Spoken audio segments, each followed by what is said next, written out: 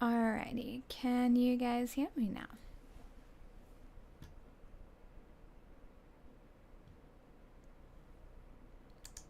Somehow my mic was set to some random, mysterious sequence of numbers I have never seen before. I'm gonna assume you can hear me. Awesome, thank you. Yeah, so, as I was trying to say, I, was cursed by the worst curse in the world, Windows updates. And now all of my beautiful organization, something I really struggle with, has been disrupted. So I'm just grabbing some music. So I don't have a ominous, sad kind of stream. And usually I load something up from the darkwebSTREAMER OST. So maybe this will work. Let me know if you can hear that. We will see. I know, Bill Gates. He's just ruined the world with all his malaria research, etc. Oh. If only, not that Bill Gates is perfect, far from, but if only more billionaires would take a leaf out of that book, I will tolerate all the Windows updates in the world. Maybe not all of them. Anyway, thank you for tuning in. This is our third ever developer live stream for darkwebSTREAMER. And I am slowly figuring out how to do this whole shebang and be useful and interesting. And yeah, answering any questions you guys might have about the game. While I feel I put a decent amount of information out there, generally that is only accessible if you have been an insane person and gone and read every single piece of media available on the game. I've noticed that it's actually quite hard to find articles written about darkwebSTREAMER on Google, even though there are a ton of them. Google just sucks now. That's a whole other spiel. But if you are curious in reading like interviews and features, you can go to our Discord server, which is linked in the description. And there is a channel you can look at that says like in the media or something, and there's a whole bunch of information and interviews and videos and podcasts and all this stuff about the game. Or even better, you can just sit here with me right now and ask whatever you want. But yeah, so basically the intent of these live streams is not only to answer your questions, but it's about to update you guys on what we've had going on in development the past week. I will say, sometimes people come and ask us, are you still working on the game? And my answer to them always is, we work on the game every single day and have for the last 4.5 years. I think maybe the team takes 2 weeks maximum over the course of the year as days off. So, from my end, I would say I work about 16 hours minimum a day on this cursed game. So yeah, we are always busy. We are always doing a ton of stuff. We're always putting a lot of stuff into the game. Why has it taken 4.5 years? That's complicated. But one of those answers is that it is actually a really big game. I know that a lot of people look at darkwebSTREAMER and they kind of, might assume that it's more visual novel-esque. Could not be more far from the truth. or they assume it's kind of like a one-time playthrough kind of game. It might maybe be more linear, more narrative focused. While darkwebSTREAMER is deeply narrative focused, we are also batshit deranged insane, and our narrative focus is all about procedural narrative. So this game is intended to be played many, many, many times if you would like, and we want you to have a very different story every time and a very different mechanical RPG experience every time. And, you know, it's a management sim too. So it's got a lot of stuff going on. And I call it a narrative roguelike or narrative roguelite.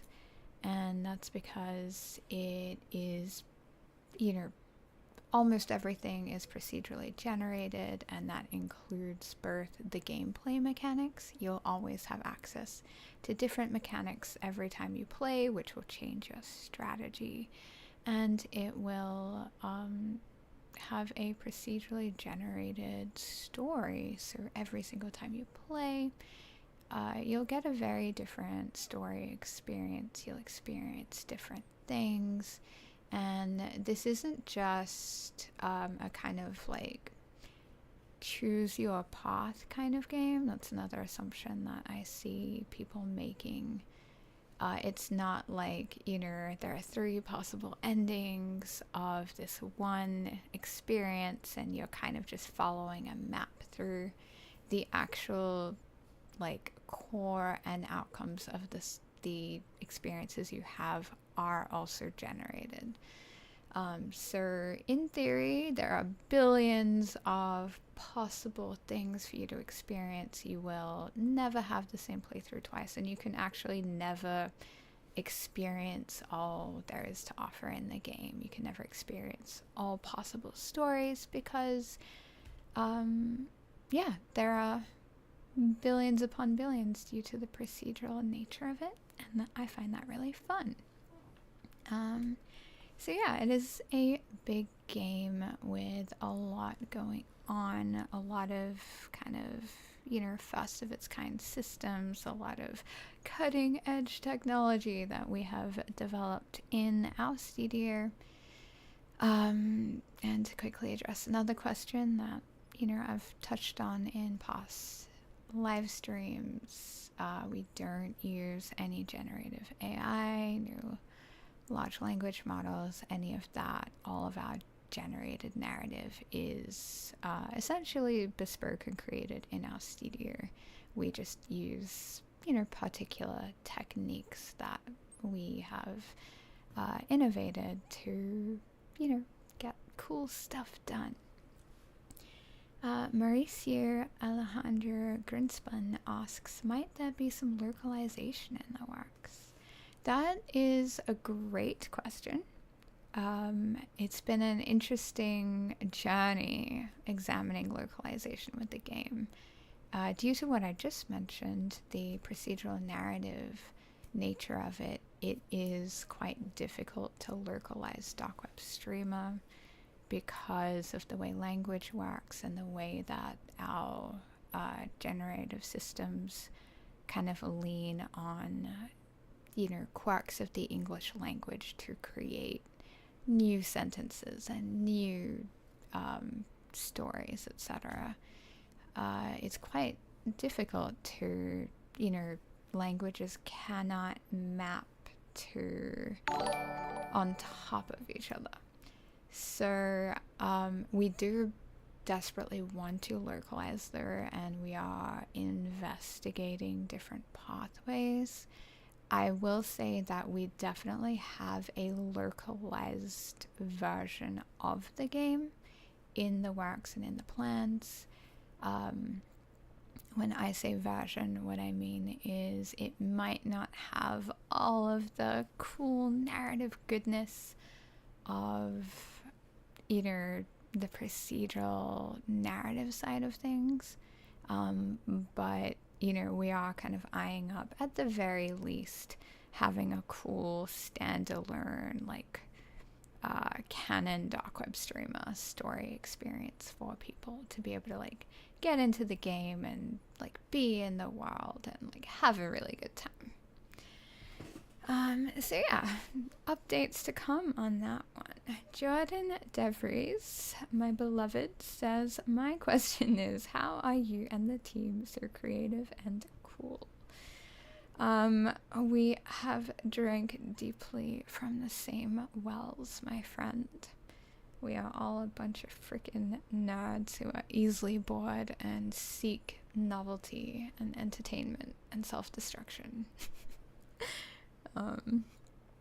Yeah, I'm so passionate about things. I love things. I love the world. I love creativity. I love looking at what people make. I love making things with people. I love helping other people make cool things too, which is why we have such a huge focus on modding support in the game and letting artists and writers and musicians and other kinds of creatives easily put their own work and create experiences for others into the game, which I talked about quite a bit last live stream for those who might want to check that out. But yeah, when you spend your whole life dining on the feasts of other people's creativity, I guess you kind of want to make your own thing. Which you already know, Jordan.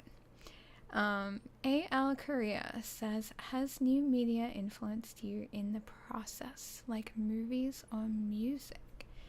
I mean, absolutely. I don't think any creative is ever or can remain uninfluenced by other media that they bump into.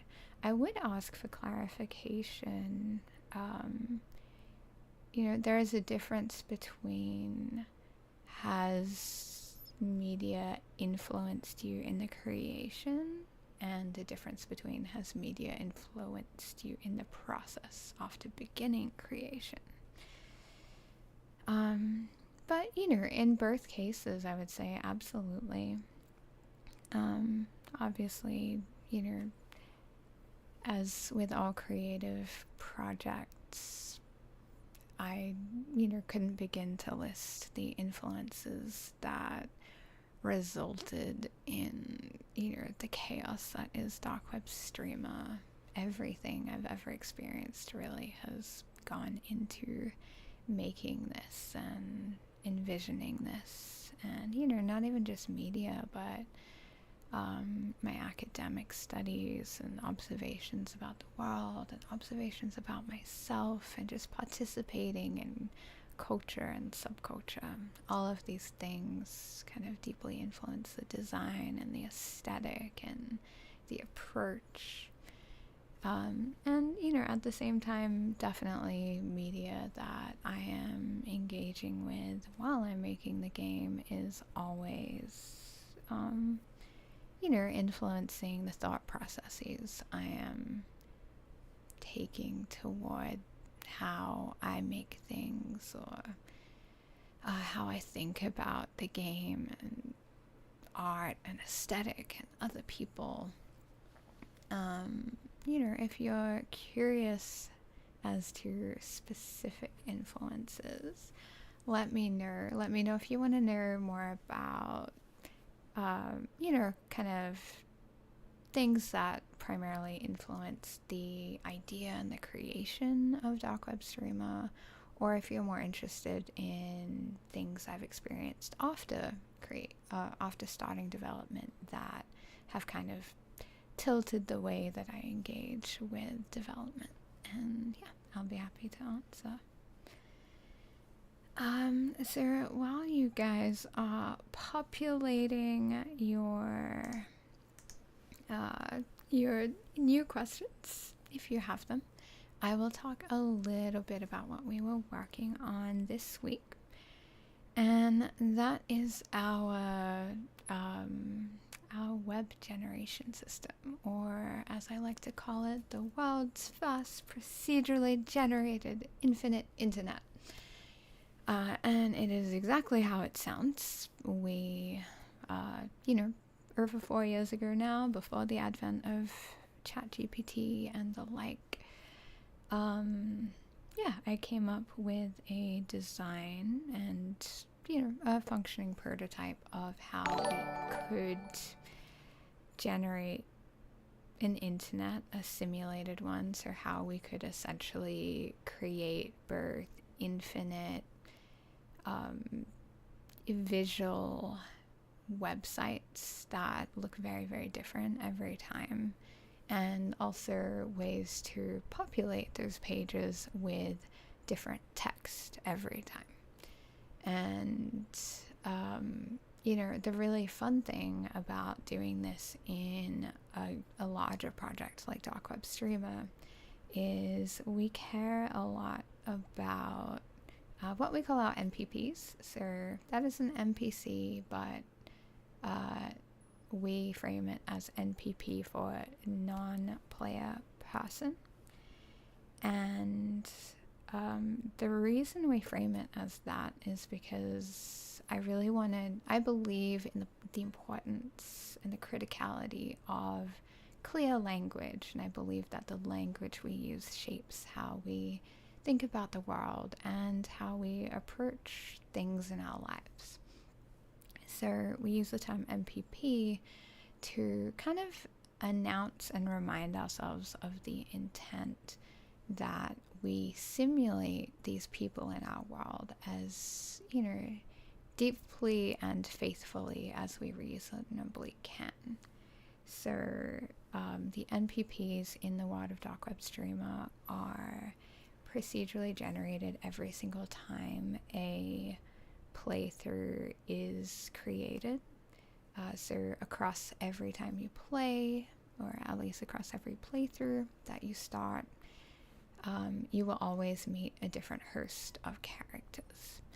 And each of these characters has, a whole interior world that is generated along with them. So they have their own usernames, their own names, age, gender, the way they look, like very deeply simulated visuals down to the material of the clothes that they wear, or their flavor, or their scent, or, a quirk of their personality or their visuals. They have their own stats. So what we do is we basically mirror the player. There's kind of like a general rule, and that's if the player can have it or do it, then our NPPs should be able to have it or do it. And so they have their own personalities, they have their own stats, like the player has stats, they have their own tags, like the player has tags. Tags are kind of like traits. I talked about this at length in our last developer live stream, if you're curious. And they have inventories, and they have money, and they have kind of like a money gain based on their level of wealth in their life. And they each have their own profession, they have their own personality, and like a whole bunch more. They have dreams, aspirations, traumas, special relationships. They might be parents, they might be married, I could go on and on. But basically, in the game, and they have opinions about like everything. They will fight you about their opinions. You might disagree, you might agree. And, as you talk to these people, they can like you more or dislike you more, depending on not just how you're interacting with them, but also their personalities. Last thing I will mention is actually the whole text generation system, our generated narrative system, began simply from me trying to model what procedurally generated vocabularies could look like. So as a team of two when we began, and myself being the only writer, which I guess kind of remains true, I was like, okay, well, here's a story-based game. in which we want people to play it a lot of times. So I can't, reasonably or feasibly write so many lines for so many different characters that it feels like they're different people saying different things every time you play. And as a gamer myself, I'm well aware that when you're talking to an NPP or an NPC and they say the same thing over and over again, the same line, at least for me, it really destroys that immersion. As soon as I read a character in a game kind of just repeat the same line, it immediately reminds me, oh yeah, this is just a game. This isn't a real person. This is just, a bot reciting a script, like completely unintelligently. So I'm like, well, if I'm going to make a game, I will not design in one of the things that drives me nuts. So the question became, how can I, as one writer, create dialogue and language that generates itself freshly every time? So, how can I become 100 different people, and how can we, instead of, writing thousands upon thousands of lines, how might we be able to take the same lines but change them to reflect these individual personalities of these characters? And luckily, I am an anthropologist and I have a background in English and linguistics and semiotics, all things. So, I was very intimately familiar with how language and meaning is created, within the mind. And based on some understandings I had about how humans communicate, I kind of realized that we can build, we can do what humans do. And even there are some people, you can ask 10 people something with the same fundamental answer, but all 10 of those people will typically answer that, that sentence differently. And these are based on cultural and geographic and personality quirks. Everyone kind of, language really is a performance of our personalities. So yeah, that's me getting really nerdy about it for a second, but I did figure out how we could create vocabularies for our characters, our NPPs, and by leaning on these vocabularies, we could actually write dialogue for characters, but allow them to kind of say their own versions of our intended sentence. And so what that ended up doing, it was one line can become 100 different lines once you allow the NPPs to place their own vocabulary quirks on top of that dialogue. So yeah, we created that, and then I ended up realizing, oh shit, we can do this with all language now, which is ended up being really the core of the darkwebSTREAMER system and experience, where from there we went to saying, oh hey, you can actually generate like events with different kinds of language, just like we can generate dialogue with different kinds of language. And then moving that to, we can actually generate a whole internet based on, or words used on the internet. We can have radically change based on things like our NPP's vocabularies. And I started saying this because the cool thing about making an infinite internet in darkwebSTREAMER is that it's populated by real-ish people. And because they have secrets and personalities and traumas and favorite things and hated things and special relationships and all the rest, we can actually, when we create these web pages, instead of them being totally random, we can allow our characters to talk about themselves and tell you about themselves and the things that they care about. And they can fixate on, you know, their favorite topics or their favorite bands or many, many different things. So it becomes less of a kind of random generation and more of a real reflection of the real people around you talking online about things that they are interested in and they care about. So yeah, I love the concept of that. I must say it's kind of reflective of the things that I would have liked when I was young. I always liked games and experiences where, like, the things I knew weren't real were more real and they weren't real.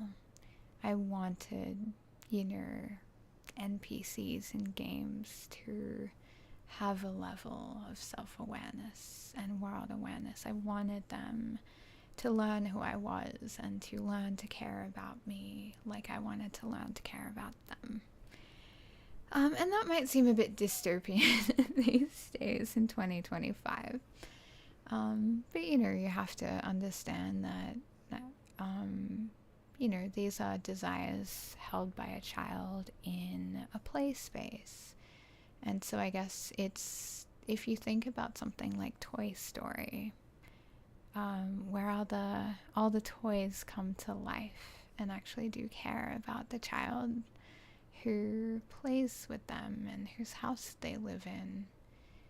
I guess I always saw virtual characters and NPCs as possessing the same kind of magical potential for life and love as, you know, the toys in Toy Story. Just like a child wants their toys to secretly come to life.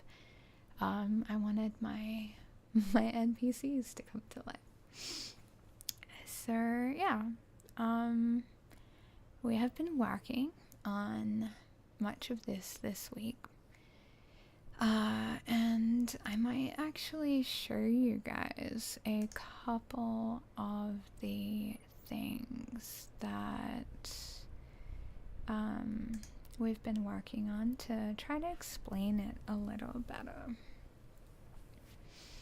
So bear with me while I get some screenshots up. And I will kind of walk you through some of the processes of all of this. But while I do that, I would love for you guys to ask some questions if you have any, based on anything I just said or just anything you have on your mind. And that will entertain me while I get some of this together for you.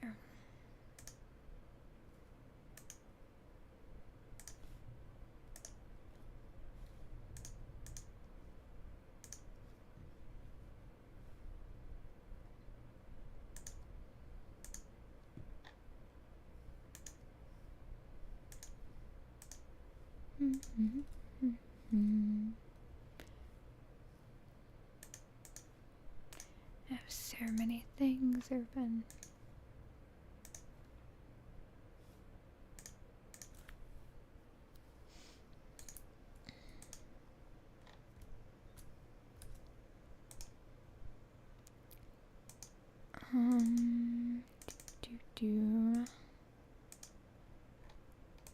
You would not believe how many files I have for this game and documents. It is an inhuman amount of stuff.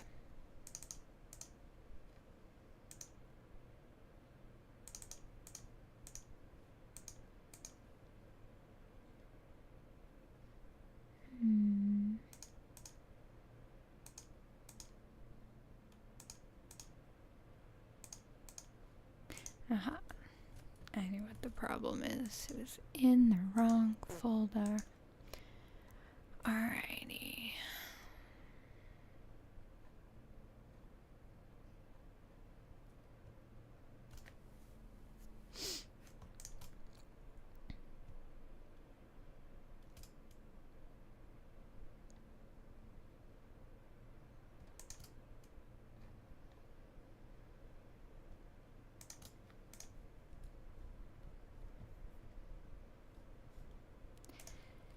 Now, I have ripped a bunch of art off the internet as useful placeholders. Some of this I don't have permission to use, so please let me put a big disclaimer that what I'm showing you are just from my personal sketch doodle files. This is not a an official dark web streamer thingy-mabobby.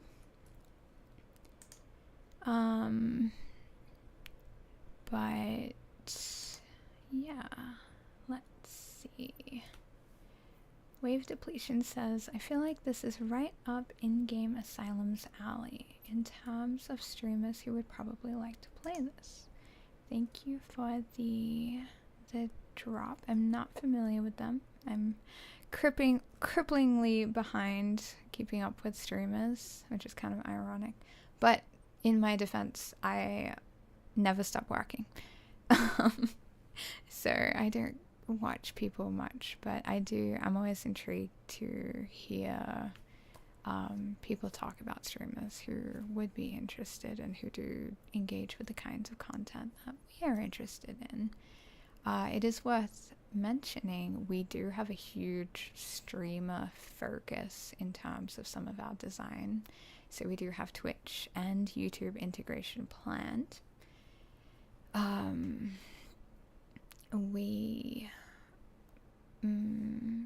Yeah, you can do a lot of cool stuff if you stream the game, and viewers watching the game can actually become NPCs in the game.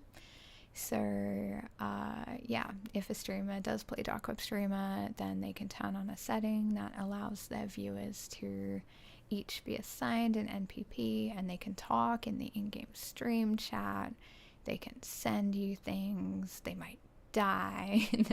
There's all these cool systems that we have specifically to facilitate this fun kind of like meta game with streamers and streaming viewers, where like people in the chat become people in the chat, and it's a whole thing.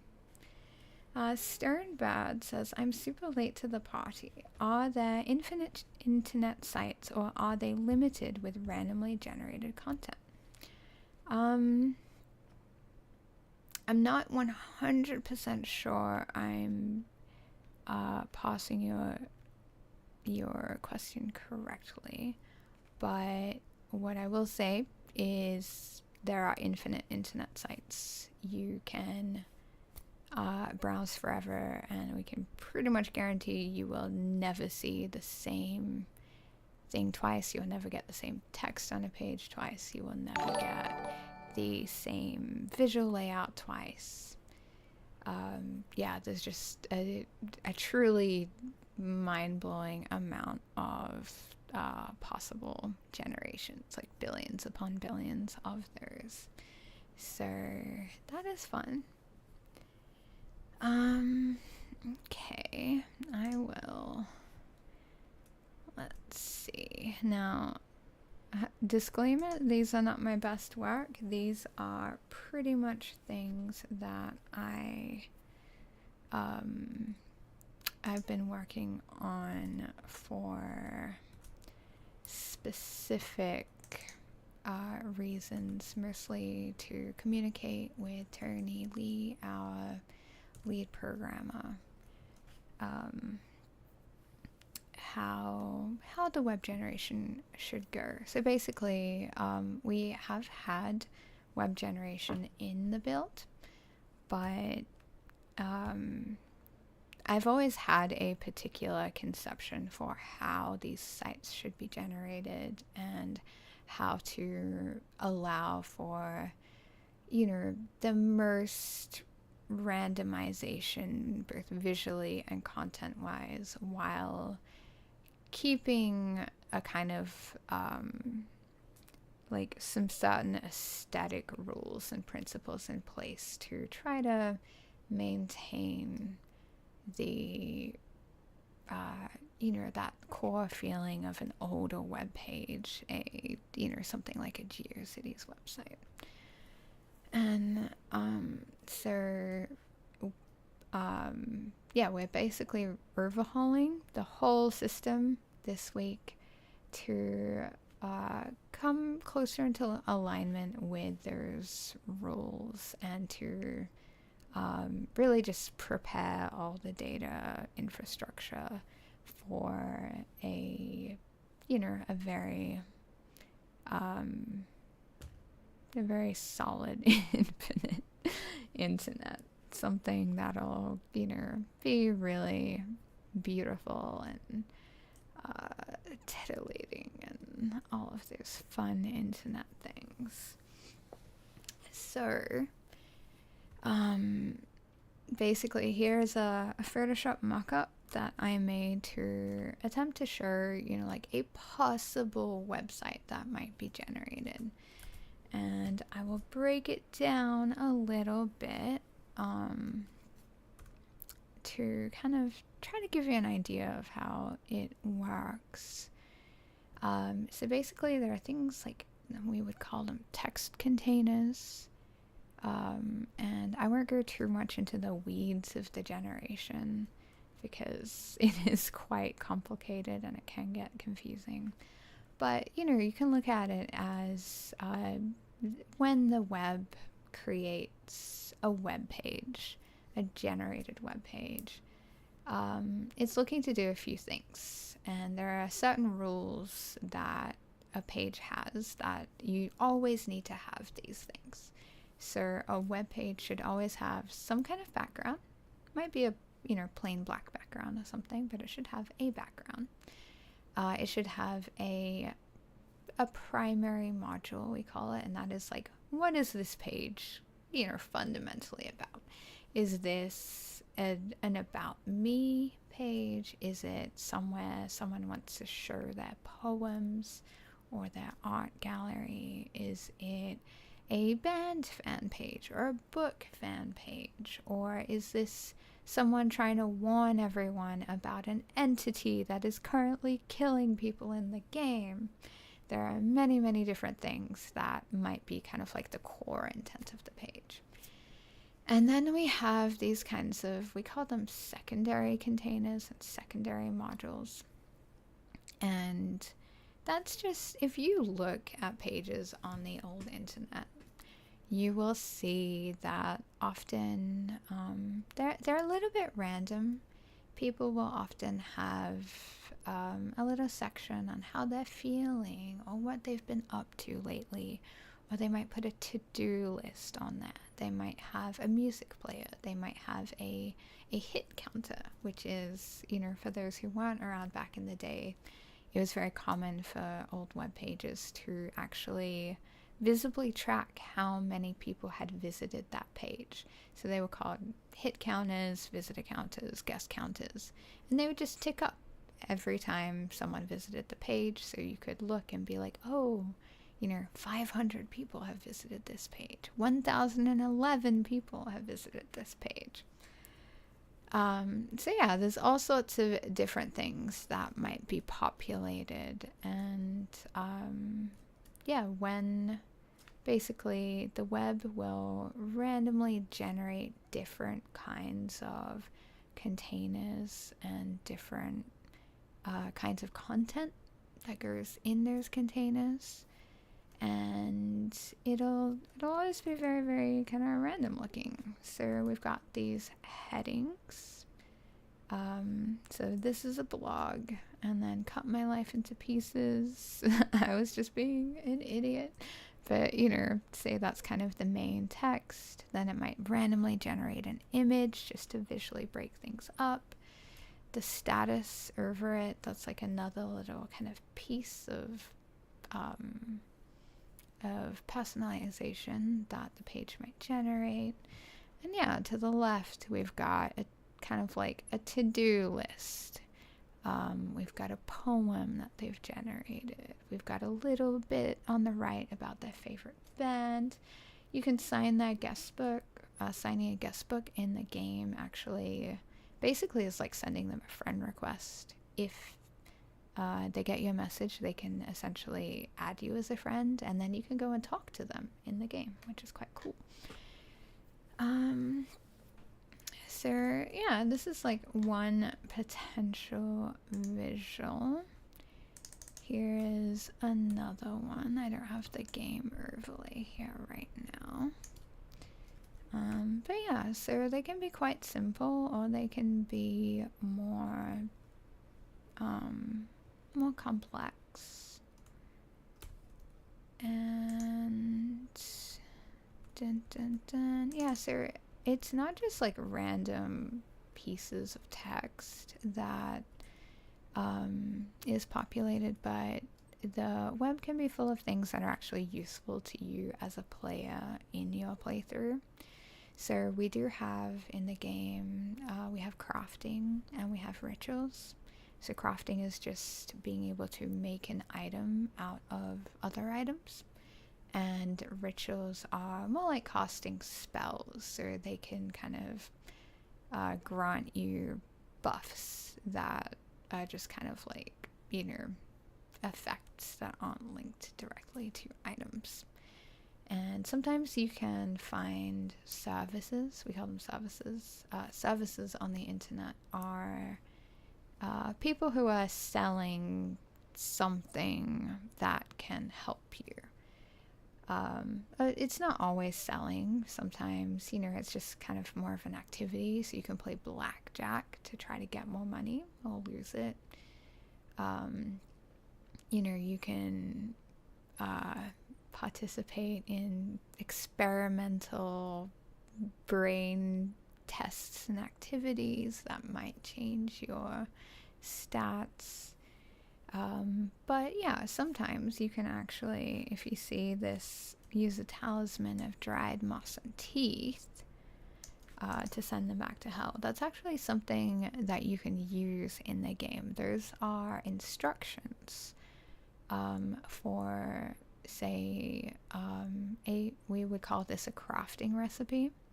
So now you would know that if you combine dried moss and any kind of teeth with a talisman, you can actually create a sort of banishing talisman to protect you. And yeah, there's a bunch of stuff like that. There are inquiries, which we were working on last week, and I talked about again in last week's developer dev live stream. And you know, an inquiry is just something you can ask the NPPs to point you in the direction of something that you need, so you are not purely at the whims of randomness. But yeah, so you can find new inquiries, new recipes, new rituals. You can find coupons. Things on the web can be quite expensive. You might find links to other helpful places. And yeah, just the ultimate idea is that the web is fun to explore. It is rich. It is, you know, it's kind of like I love whenever I played Monopoly, my favorite thing was just landing on those like chance cards. Like what's gonna happen on that card? What is going to happen to me? How is it gonna change the way I'm playing or my state of the game? So I really designed this web to kind of be like pulling chance cards, where every time you hit it, you're kind of hoping something cool happens, or you're hoping that you're getting access to something you know, fun or interesting or, you know, just useful. So it should be exciting every single time you browse the web. And that's actually a big reason that I decided, I think we've created, you know, I don't want to steal anyone's thunder, but darkwebSTREAMER might have the first procedurally generated crafting system. And by that I mean every single time you play the game, what you need to create the item or the ritual in question actually changes. So you actually cannot Google stuff. You can't say, okay, I really want a health potion. How do I Google, or like, let me Google darkwebSTREAMER health potion, and then be like, oh, cool. I'm gonna go make sure I buy those things and then put them together. I wanted, like, while, it's an interesting design decision because this is a roguelite, ultimately. It's a permadeath game. The mechanics are always changing. You need to strategize well to survive to the end and win.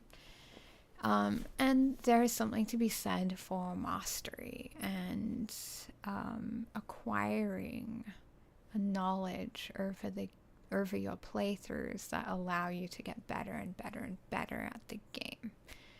And I've tossed up, well, maybe it would be better to let our players actually learn this system and get a leg up in further playthroughs where they're like, oh, look, the shop is selling a dog rose and a pouch of bull testicles, and I know that will increase my sanity, so let me make sure I always buy those.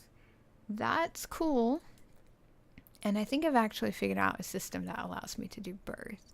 But ultimately, I decided that it's more fun when it's exciting to encounter something in the game that is no longer irrelevant to you. So, once you've kind of learned a game, every time someone tells you about this tip, this, piece of useful information, all of those moments are rendered useless. You're like, cool, I already know that, I don't care, moving on. But with our procedurally generated crafting recipes and rituals, every single time you get a recipe or a ritual, it's actually important and it matters and it helps you. And that allows our web generation to stay important and fresh, and it keeps, as you go through playthroughs, it keeps it fun and it keeps it exciting to go through and be like, oh yes, I finally found that healing recipe that I was really hoping I would get. So let me go back to some questions. If I'm not a streamer, would there be like a party mode? Something similar to the Jackbox party games. I know exactly what you mean, and we've actually talked about it before, and I will not rule that out because I agree, it would be super cool and awesome. Hosting, especially as a small indie team, can potentially be an issue. There's probably a way to do local network stuff. That's not something I've looked into. There might be a way to do something like a Discord API connection where you could just stream to your friends. But yeah, so short answer is we don't currently have something implemented for that, but we have also considered that it would be a good idea. So if anyone, if people are really passionate about that, please let me know because it's something we can prioritize. We are a tiny, massively underfunded indie team, so we only have so much kind of like bandwidth for resources we can allocate to certain elements of the game and certain options for the game, at least prior to release. So yeah, we do have to really like pick and choose what are like core critical features and what might be nice to haves. Sidian, hello lovely, sending love from myself and the Smash Attack team. Hello Dean. Thank you for coming and hanging out. I appreciate your love and mirror it back. Lorenzo Wang says, gotta run, super cool stuff, can't wait. Thank you, Lorenzo. Thanks for hanging out. I'm glad that it was at least somewhat interesting. And Alta Ever, Steam horror game. If you were crafting something, what would the interface for that look like? That is a good question. That's something that's been in flux for a while. I'm still working on that UI. We have a roadmap, and we haven't got to that implementation section yet, so I have time. I can pull up, let me see. Well, I completely forgot that I had the, whatchamacallit, experimental, that I had my desktop up. Maybe this is the one. So this is not the UI, but this is, ideas that I played around with. This screenshot itself is actually pulled straight, well, not straight, but the base screenshot is taken from the Lesser Key of Solomon, which is a quite famous ancient occult term that specifically has to do with demons. So it talks about the different kinds of demons and how to summon them, banish them, control them, and has some spells and things in there as well. So this is actually the ritual. There is, where is the crafting? Let's see here. That is a crafting one. I actually do have a second crafting one I mocked up.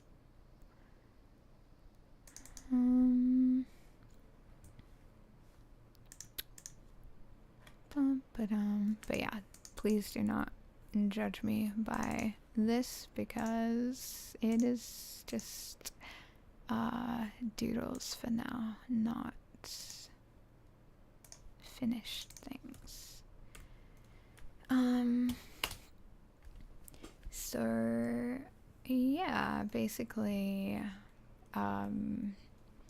you might, so rituals and crafting are different. Rituals require a performance.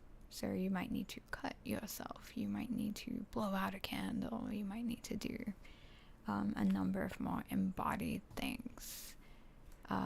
Whereas rituals will be more, just drag and drop an item. Got this here. So you might have an item. Let's draw a little pouch. And this is full testicles. Check that out. Awesome. And then a rose.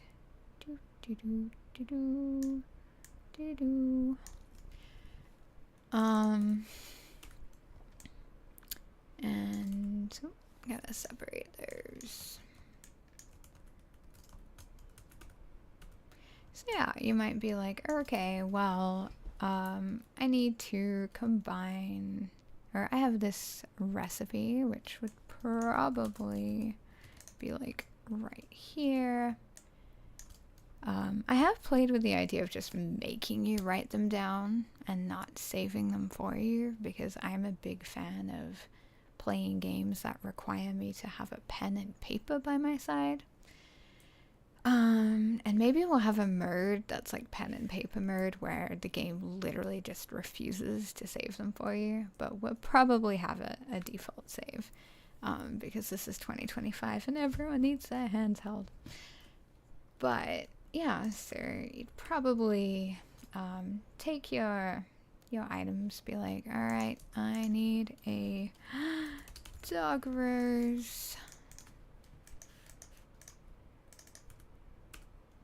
Why? There we go. I need a dog rose and bull testicles, and combine with a talisman. And let's just pretend that's like nicely written. And then you might do something like, okay, I'm gonna get my rose, and I'm gonna drop it onto one, and then I'm gonna get my bull testicles. I'm gonna drop it there, and I'm gonna get my talisman. I don't know what a talisman looks like, don't judge me. Shiny. And then I'm gonna drop that here, and then, oh my god, it's created a new thing. It's the talisman of banishing. Holy moly. Wow. I can write W, so that's fine.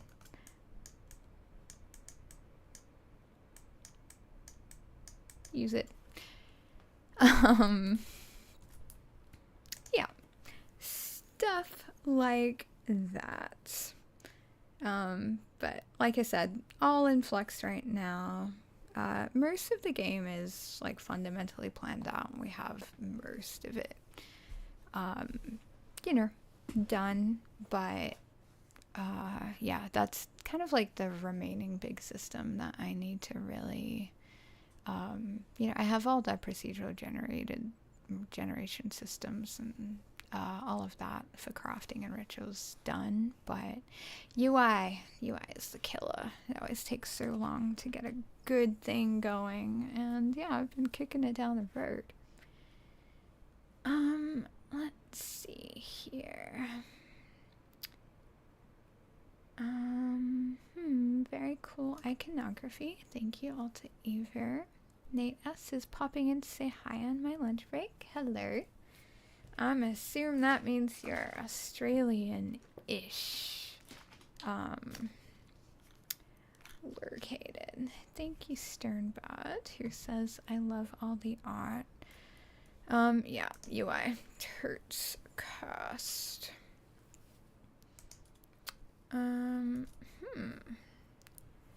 So,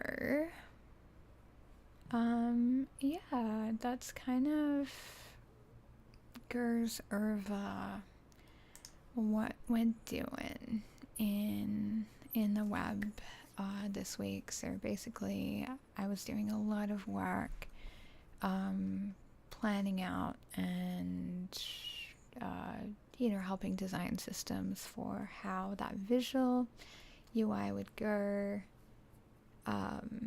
in terms of generating the web.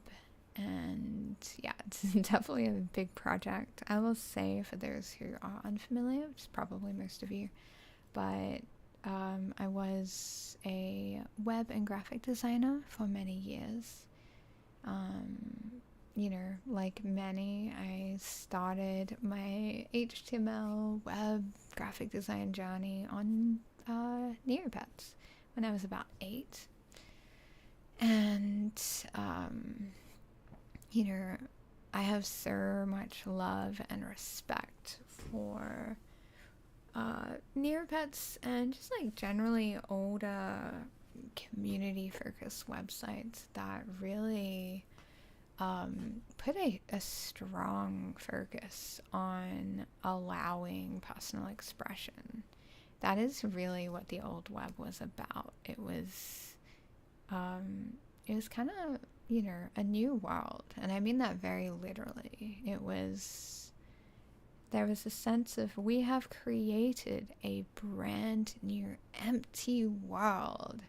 There's nothing in this right now, but we can fill it, and you can fill it, and we can create new spaces and new places, and like a world to visit. We can build forests of intrigue, and we can build spaces to go to and learn and connect, and yeah, just this really incredible, beautiful expression of creativity and humanity and identity and personality and culture. Let me just take my moment of silence to mourn the loss of that. But yeah, so these old sites like Neopets, like GeoCities, like, you know, a lot of other sites I won't bother to name, but, you know, even like web forums, there was a tremendous amount of focus on allowing people's spaces to really customize the things that they touched. So on Neopets, every user could create their own store where they could sell things on this, you know, digital marketplace, purely digital. The beauty of early Neopets is it wasn't monetized. They weren't after your money. They weren't trying to convince you to spend things. There weren't design decisions being made to figure out how to get you to buy more stuff. Or subscribe, or, you know, spend money on whatever. It was purely like, what would be fun? What would people enjoy? What can we give them that will bring them a sense of satisfaction and pleasure and connection? And yeah, shops were a place where, on Neopets, you were given free reign of your own HTML page.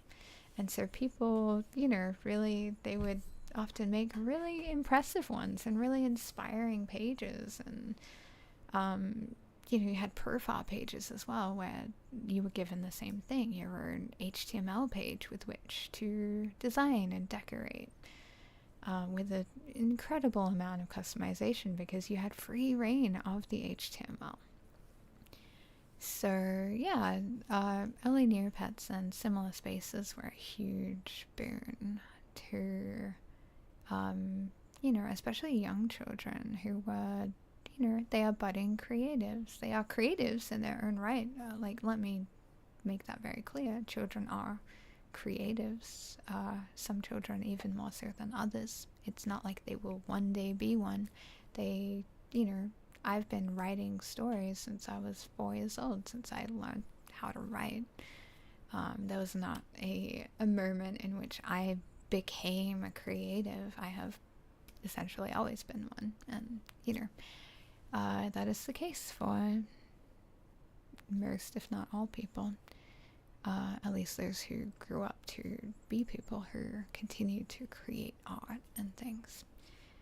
Sorry, it's philosophical segue, but yeah, I learned to do stuff on my Neopets, and then quickly jumped over to GeoCities, where I created my own independent site. And you can think of GeoCities as basically your home on the internet. It is a place that you could give someone the link and they could visit that place, and what it looked like was really a reflection of you, because you could make it look however you wanted.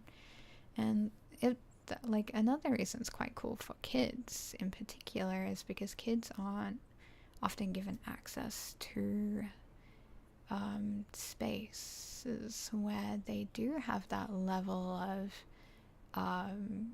you know, access to defining their own aesthetics in terms of, you know, the world around them. They are often just like handed things and expected to like use them, but rarely are children allowed to design the complete visuals of the world around them. So yeah, I think a lot when I talk about this stuff about my work as an anthropologist and an anthropology student when I studied identity and identity formation at length. So obviously I'm very deeply interested in childhood development. And when I say that, what I really mean is human development. Like, how do we begin and how do we change as we grow? And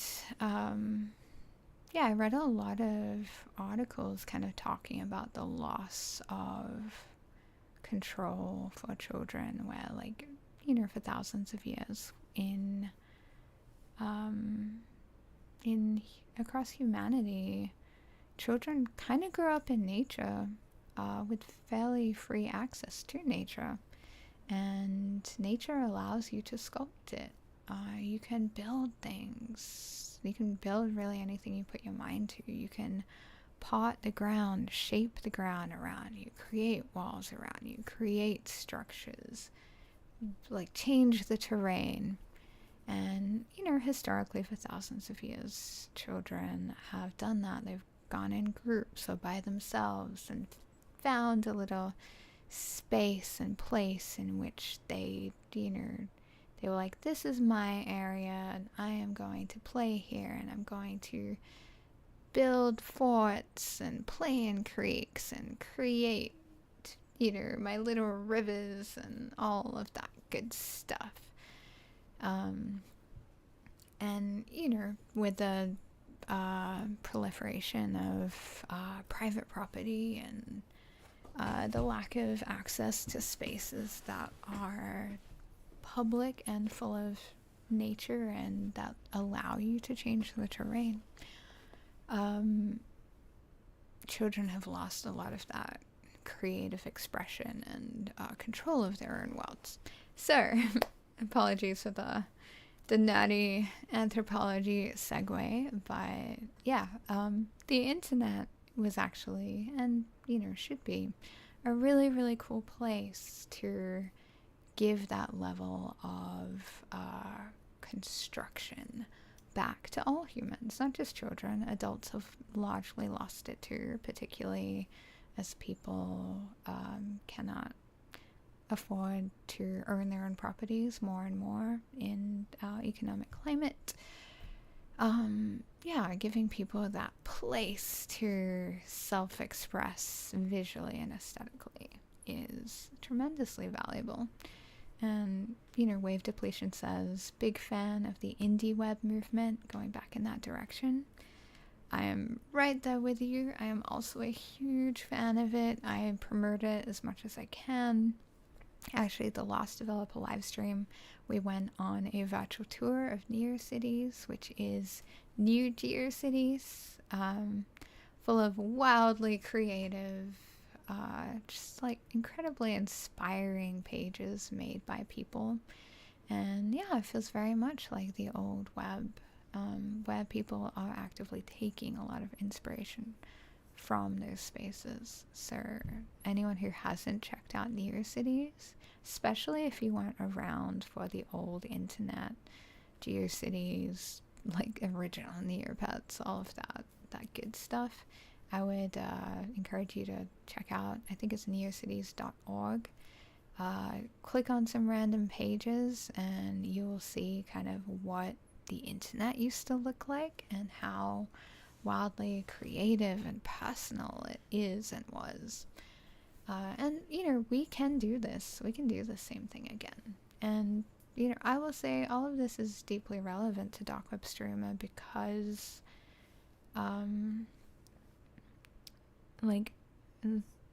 I've always described darkwebSTREAMER as a love letter to the old internet. And when I say the old internet, I mean the internet that is not commercialized and seized by capitalism. It is an internet that did not track you everywhere you went, nor sold your data to every possible person they could think of around them. it was, and it wasn't full of dark design that was meant to trap you into certain spaces and keep you scrolling and not release you from its clutches because they wanted to, tell investors that we have a X% capture rate and people spend X% time on our webpage every day.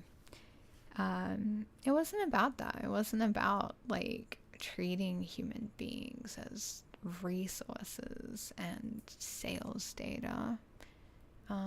It was about connecting with other human beings. And so I have a rule in darkwebSTREAMER for the web we create, and that is no corporations, no Big Brother, no like weird surveillance by companies, no data tracking, none of that. All of like the gross bits of the contemporary internet, all of the stuff that makes us like that panopticon, which for those who don't know, the panopticon, it is a like a concept or an idea proposed by my buddy, whose name is currently escaping me. I know it well. My brain is just in need coffee mode. It's not Kafka. It is he's my biopolitics dude. Foucault. There we go. That's it. Foucault came up with the concept of the panopticon, and that is basically the idea of we'll speed run this.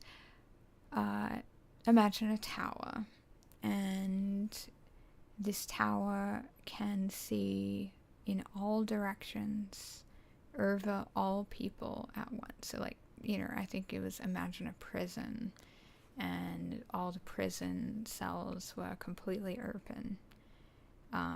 And in the middle, there is a tower where guards may be watching at any moment, but you cannot see into the tower. You can only see out of the tower. So the prisoners would know that at any time they may be being watched by a guard. But because they can't see into the tower, they don't know if they actually are or not. But because they may be, they self-alter their behaviors in the event that they may be being watched. So basically they act differently even when they are alone and even if they are not being watched, because of the possibility of being watched. And we actually, when Foucault proposed this thought experiment, it did not exist yet. We were moving toward it, particularly with surveillance on the streets, video cameras, etc. But with the advent of the internet and smartphones and all of this, the panopticon is real today. We are all aware that we are being tracked all the time, everything we do, wherever we go, on our phones, or being recorded by video surveillance all over the streets, our GPSs, our car GPSs if you have modern things, the internet you know that all the sites are tracking you. You have to go through really intense security setups to get some kind of safety on the internet in terms of not being tracked. But yeah, we live in a panopticon. It's cool.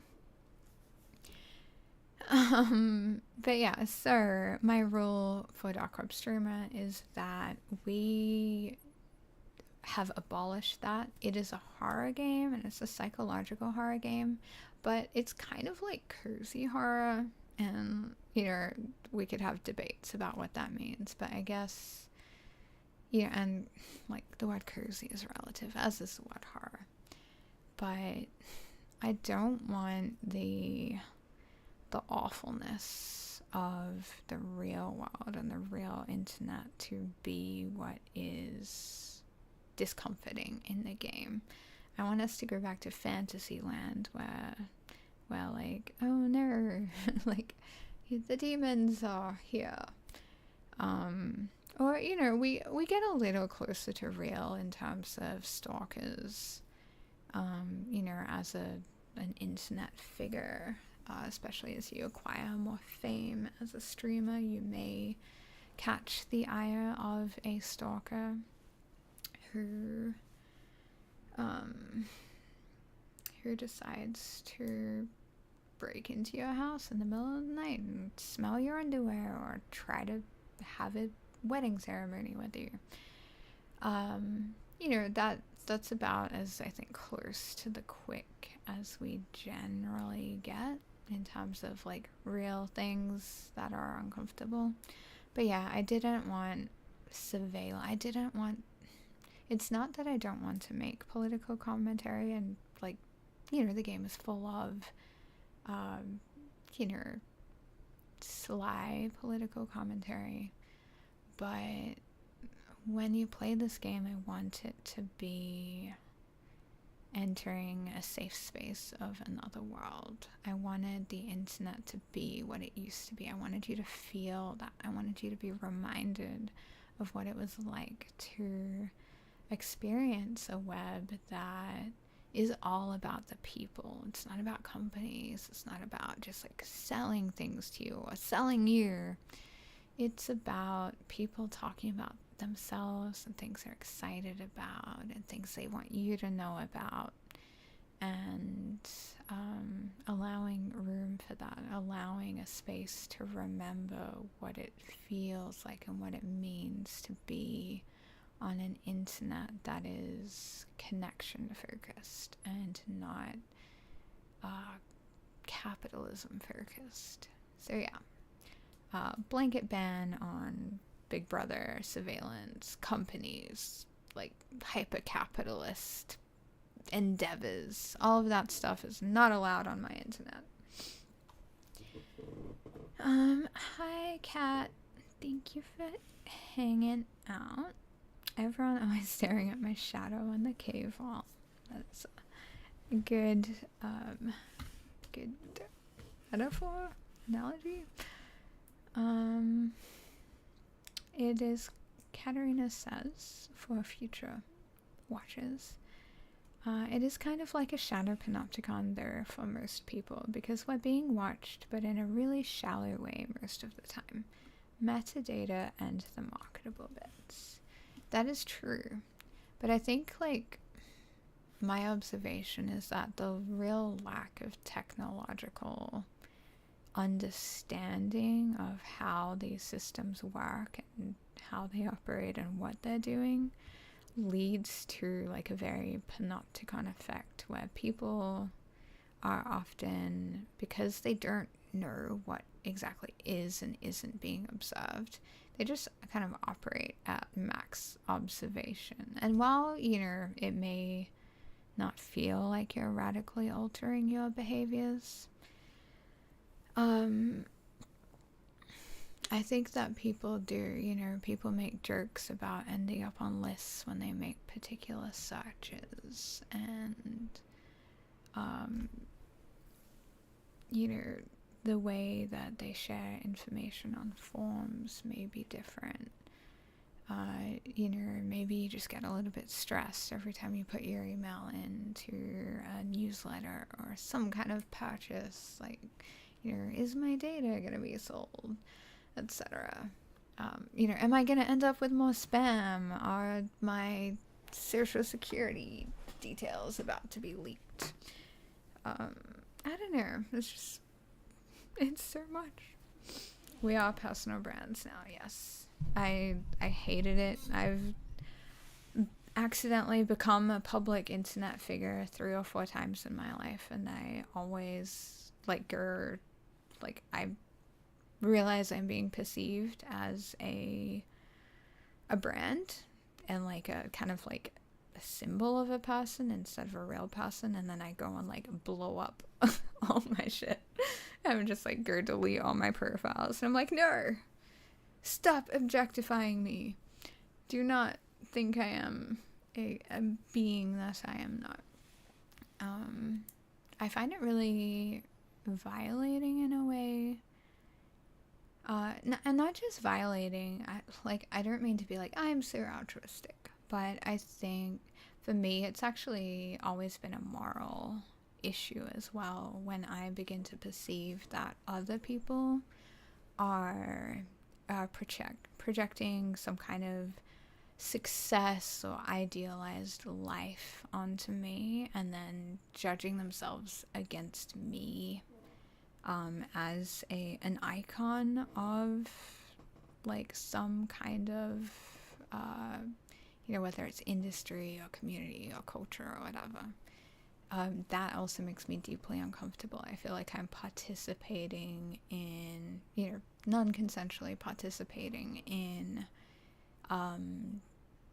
psychologically unhealthy like states of being and perception. I don't want to do that. I don't want to feed narratives that people are using to like dehumanize or demean themselves. So yeah, that's always a big thing for me as well when I start realizing that, yeah, people aren't talking about me anymore. They're talking about this like weird fake fiction of a person that they have collectively invented and then reinforced to each other. And, and that's honestly, it's these feelings and these observations have been such a huge influence on the design of darkwebSTREAMER.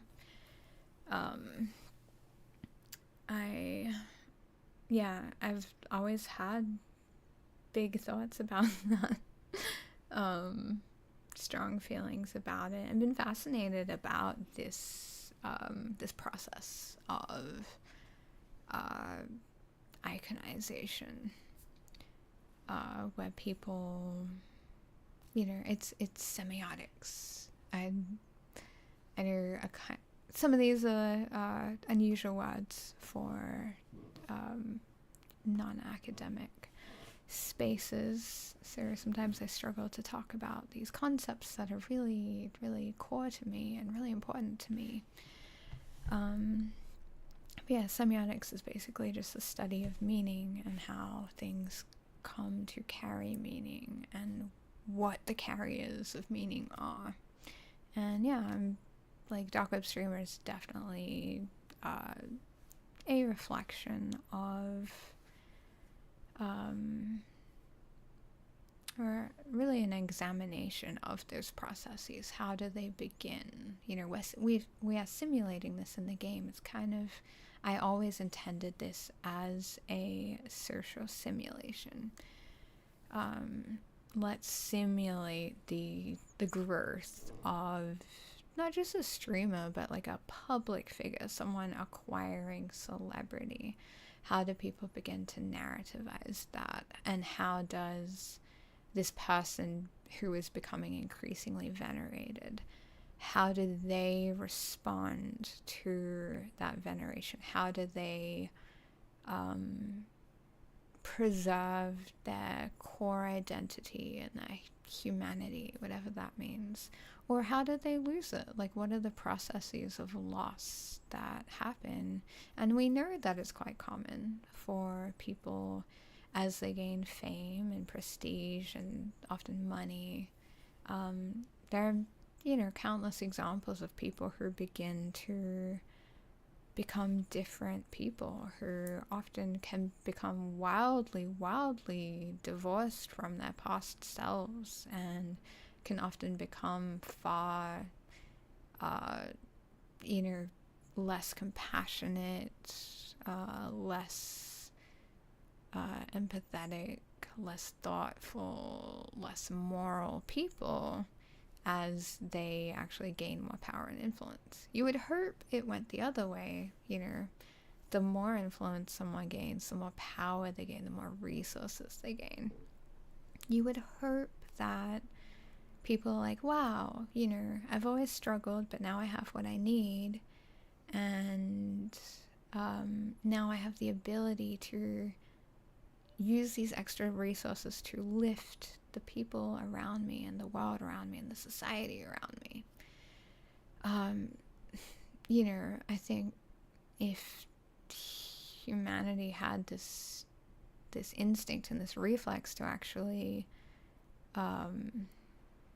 say, now that I have enough, how can I use this abundance to improve meaningfully the quality of life for people, not just around me, but of all people. The world would be a much nicer place. And I do believe that some of it is cultural, and I have many long complicated feelings about that, so I won't even begin to talk about that. But I do believe that there is a version of a society that could culturally condition people to behave that way if we incentivized and venerated those behaviors. Unfortunately, we don't. We venerate power and performances of power and normalize those. And I think that is why we see a lot of narcissism and exploitation in the world, because even the little guys often do venerate powerful people. But yeah.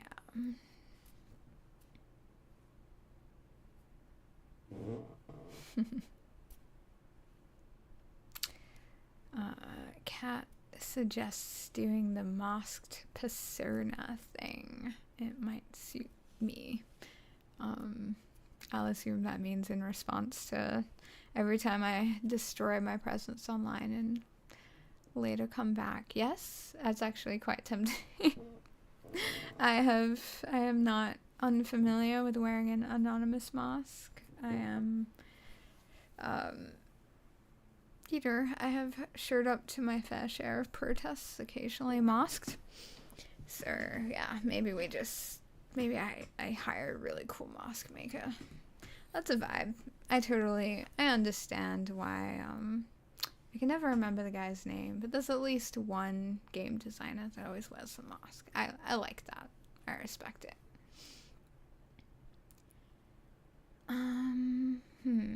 Let's see. Alta Ever says more money, more problems, less compassion. Yes. Tragically, that tends to happen. More money, more problems, for sure. And there are reasons for that make sense. So many problems can really be boiled down to disparities and inequalities of access to resources. So, humans, fundamentally, we want safety and our base needs met: food, shelter, water, stability of those things, and love and connection, and perceiving that there is a place in us for our community. We are safe in our position in our communities. We will not be thrown outside the walls.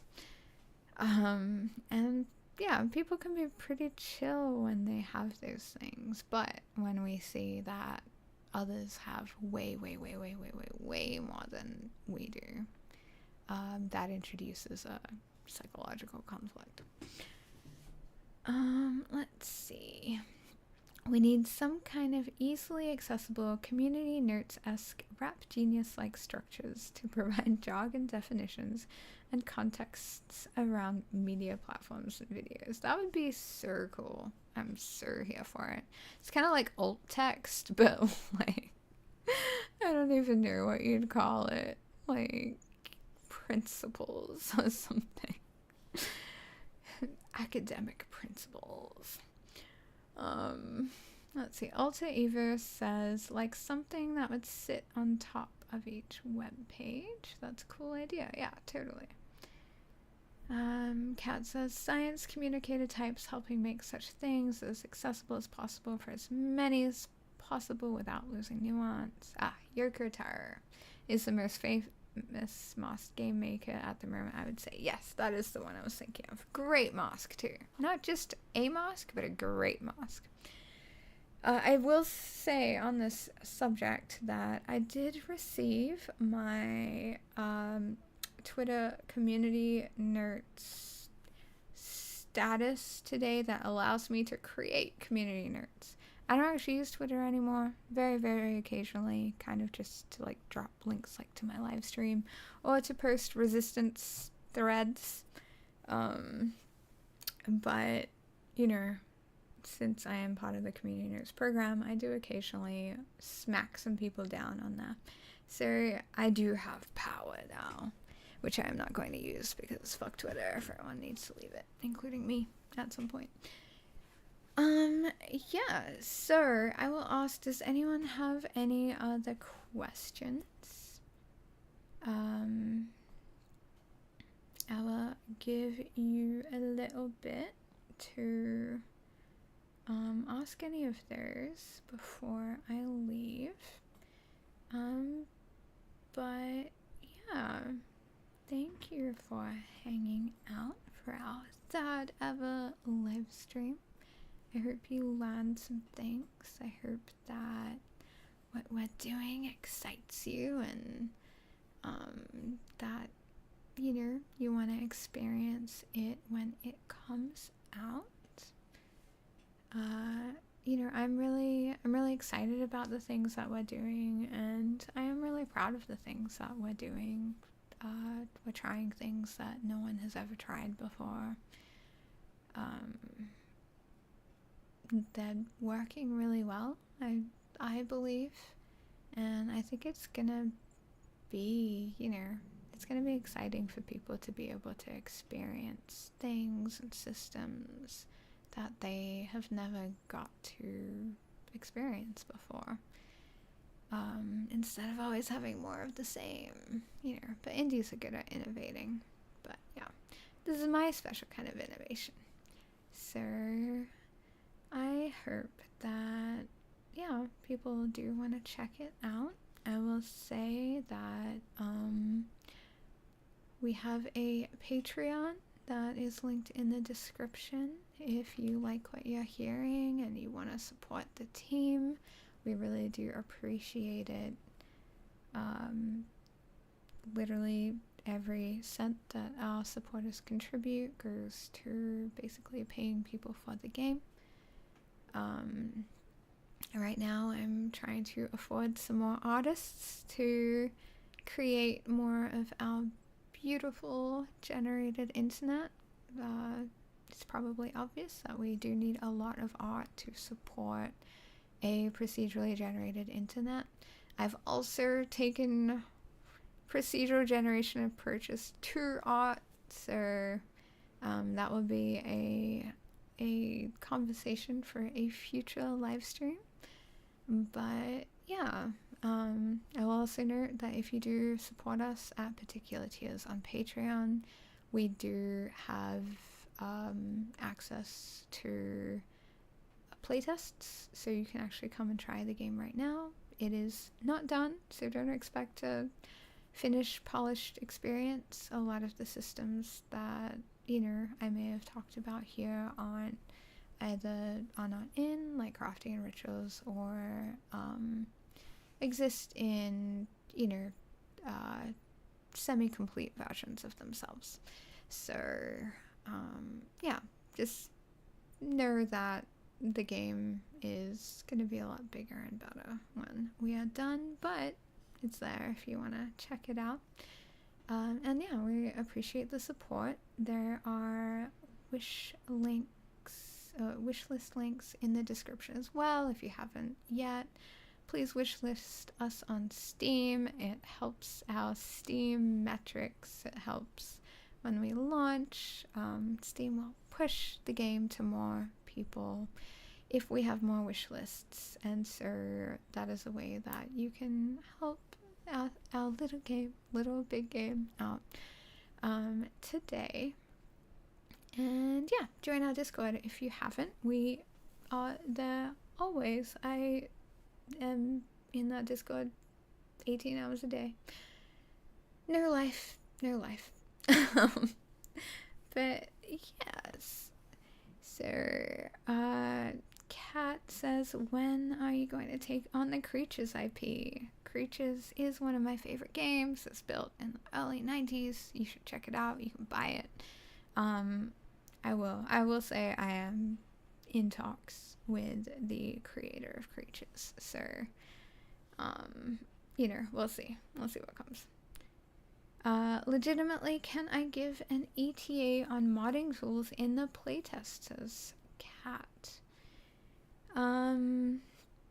That's a great question. So I've mentioned this before, but we recently made a huge leap with our modding tools. And they're actually quite functional now, whereas they were not before. And I think we've got a few more bugs to figure out, and we have some documentation to update. When the web generation section of the modding system is ready, I think we will probably look into a very limited playtest of those tools.